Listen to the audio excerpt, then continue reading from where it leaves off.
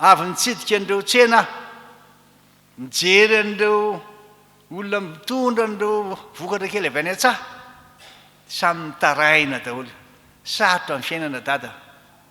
tena mafy manjoanay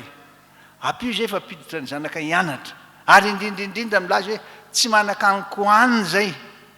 marina zany tena hitako misy amin'le fiatsiny amin'le fahantrana misy eo aminy dia ahoana ary nataontsika sahirana ianareo aminatin'ny toerana misy anareo tsirairay aby tena sahirana tsy ampy lafo ny zezika tsy tsara ny masom-boly tia laza aminareo hoe fantatro tsara ny tantsaha satria niainga avy amin'ny tantsaha ny tebotebo mahazo an'ireo ray aman-dreny tsy afaka andefa ny zanany hianatra azoko sary an-tsaina le olona mitondra n'ilay akoha mamborona ho amidiny mba sitrany ay azoko sary an-tsaina ny vokatra azondrareo nefa io famokarana io tena zavatra lehibe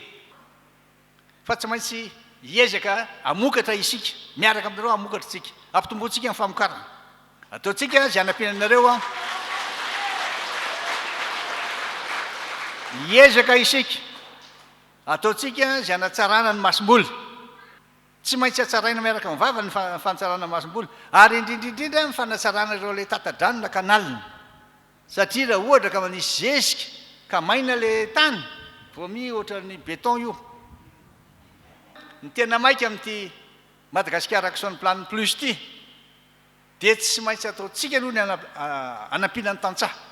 nareo zany ny tena loharana zay zany ny tena maika aloha tantsaha aloha